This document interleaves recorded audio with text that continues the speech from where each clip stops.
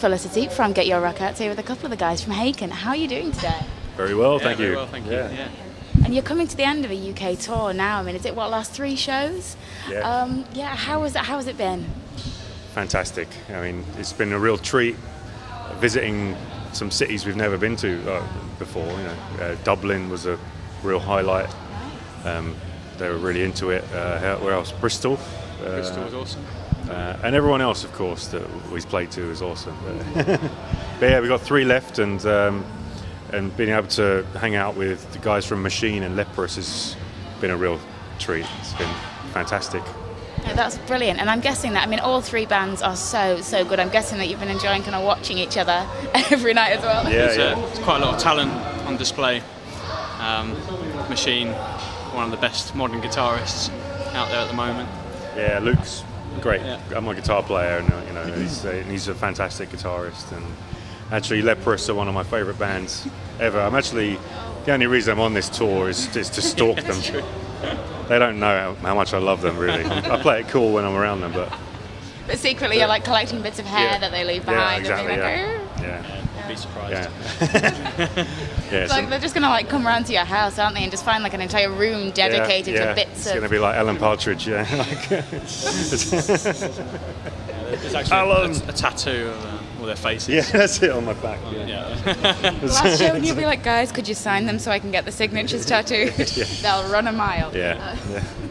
But no, I'm really glad to hear it's been so good. And it's so good to see how much you guys have done since last time we spoke. It's just been an absolutely incredible year and a half since then. Yeah. So I'm guessing that you're feeling pretty positive about where you're at band-wise at the moment. Yeah, I mean, everything's been...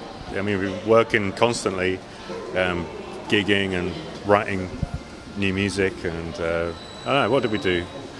The last time was HRH, right? Yeah, that was ages ago. Yeah. The Progressive Rock Nations at Sea, wasn't it? We at that time, we had just announced that we were going to release The Mountain. I remember that. That was the coldest gig in history. You had an exclusive. Can we get another one going? You're going to be releasing No. We could pretend. That could work. Just be like, actually we're going to be releasing a jazz album in 6 weeks' time. But yeah, you just mentioned the Progressive Nation at Sea, and that was incredible, sort of surreal dream come true. It was being on a cruise ship was a real novelty, and that was a first for me. And then just being able to go, look, there's port side, there's Devin Townsend, and over on starboard we got Bumblefoot over there, and it's it was surreal. All my heroes just there. Life just hasn't been as good since. Yeah, it's ruined my life. Yeah. Nothing you ever do will quite live up to that now. Yeah. The Mountain had such fantastic reviews everywhere, and it's such a good album. I think it's been one of my absolute favourites. It's one of the few albums that I just have on constant repeat. No, it's not kind at all, honestly. Before this interview, I was like, I'm not going to get all fangirly, and that's obviously gone out the window. But it's just stunning. And what are you going to be building on from that? I know we've had the EP recently, which has again been brilliant. But album-wise, for the next album, I'm guessing you've already got bits in planning, but tell us all there is that you can. Yeah, I don't know, we've got a few sketches of songs, very rough, we might not even use what we've done already, but I don't know, talking about what we can build on, I think the thing I liked about The Mountain was that each song had its own kind of identity, and we kind of stayed more or less in the same mood for each song. We didn't kind of do, like on Aquarius, there's some sudden left turns, which I'd kind of like personally to continue the sort of just staying on one direction for a song. And would you consider The Mountain a concept album? Well, I guess, it wasn't planned that way or anything, but it kind of, when we put it all together and did the kind of song order, it kind of naturally had this kind of shape to it. It was like kind of, the first half is kind of positive, and the second half is more kind of going down, and a bit more, I don't know, dealing with the sort of difficulties, and so we kind of looked at it like that and think it kind of has a slope like this, and that was where we kind of called it The Mountain, but it wasn't planned. Wow. So. And would that be something that you would kind of like actively plan on doing and be like, we're going to release a concept album, or do you just not, when you're writing, do you not like saying to yourself, we're going to try and do this? Yeah, I mean, oh, do you want to do that one? Can I play? Sorry. I was just going to say, we did at the beginning, the purpose of Aquarius and Visions was to be unashamedly prog and release 2 stories, concept albums in their true form. But I don't think we plan to set out and do that kind of thing again. But albums, in their nature, they should have some kind of coherency. Yeah, it's nice when the songs kind of belong together. Yeah. I think. Yeah. And I mean, when it comes to the kind of reaction that you had from people, is there any kind of worry in your minds that you're not going to be able to live up with the next one, or are you just feeling so? Yeah. Yeah. I mean, there is that. I mean, there's always going to be people that say, "I like the old stuff." That's the typical thing with any band. Prefer the old stuff. But it's I don't really care what people think. I mean, we write the songs that we want to write at that time, and we're 100% happy with it. Then you put it out, and I don't know. I don't know what people are going to like. You can't kind of predict it. We've been quite lucky that we've always seemed to have exceeded people's expectations. Yeah. But now there is that kind of bar set. Of course, there's always going to be that in the back of your mind. Will it be as successful? But like Charlie says, we're doing it because we love what we do, and hopefully that will come across. You can't do it. You can't guess what people are going to like. And you could. You'd be a millionaire. I mean, that would be fantastic. That's why. That's why. All the sort of number one singles, they're all written by the same 5 people, because they know the formula and what people like. So it's, so depressingly true. I don't know what that formula is. So. To be honest, I think if you guys set out to try and write something that would be a number 1 single, like with today's climate, I think everybody might be a little upset. Yeah. Haken, no, please no. That's not our mandate. That's not my role. My role is to make music that as few people in the world like as possible. If I can write a song that only one person in the world likes, I've done my job. That's it.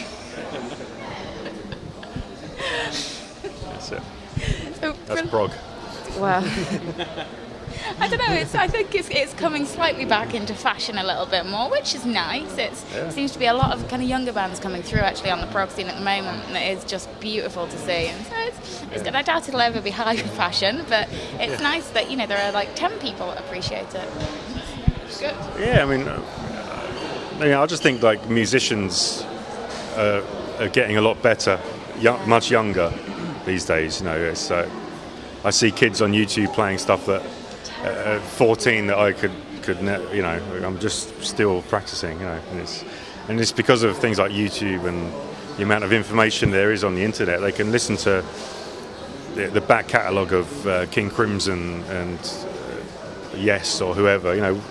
In my day it would have cost £100 or something to go and buy the back catalogue. So now it's available for free. They can hear everything and soak it in and create their music, and they can learn about it from everything you want to learn is on YouTube. So it's so they're getting quicker, much younger, and that's why the quality's bigger. That's my theory anyway. There's an integrity with kind of developing those skill sets. At the moment they come up with an X factor for guitar shredders, and that's all going to disappear.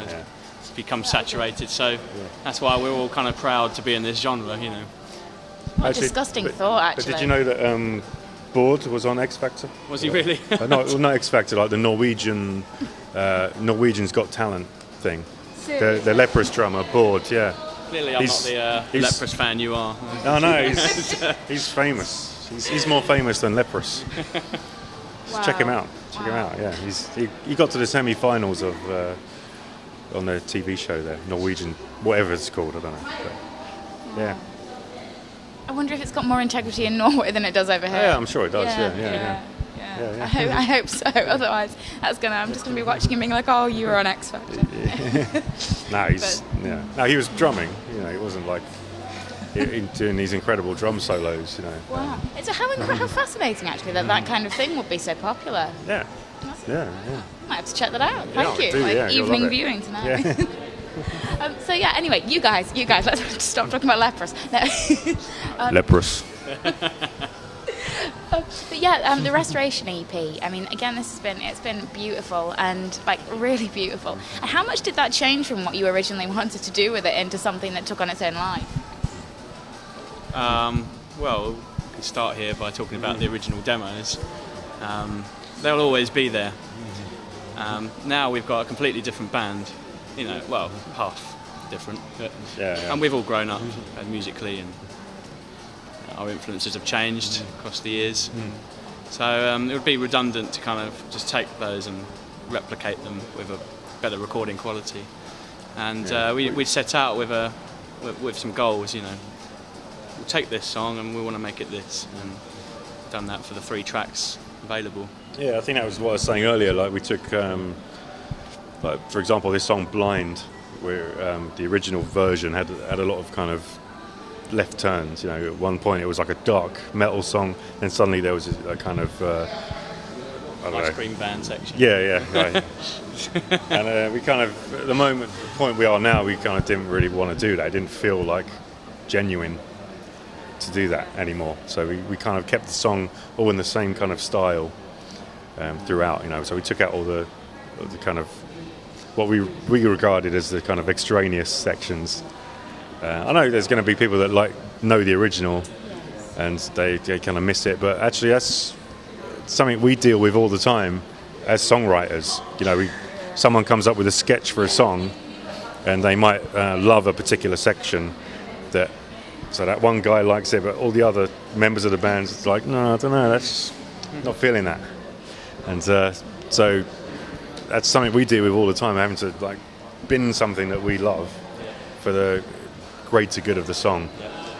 So they're kind of these guys. I've kind of read some comments saying, "Oh, you took out the circus music." Like, yeah, I mean, there's loads of stuff that we take out of songs before you hear the final product. So it's kind of quite a unique thing that someone can hear the original sketch of the song, and then whatever it is, 7 years later, the final finished version that we decided, everyone in the band saying, yeah, this is the definitive version.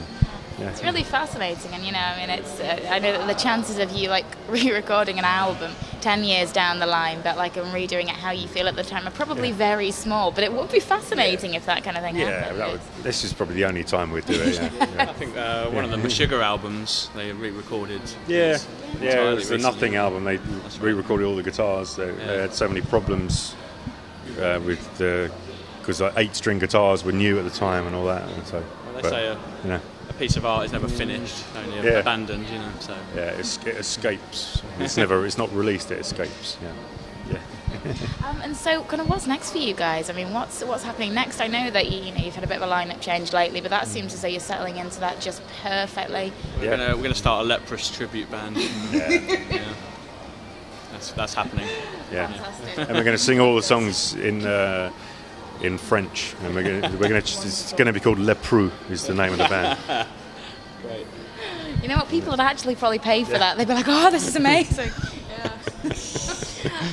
All right. Well, we'll look forward to that happening then. You heard it here first. And they could form like a Haken tribute band, and you could tour on that. Yeah. It's been fun actually. In sound checks, we always play each other's songs. It's pretty good fun. Pretty good fun. That sounds amazing. No, it's. Is that Leprous? So I'll be there. The second guitarist. I'll be there soon. Yeah.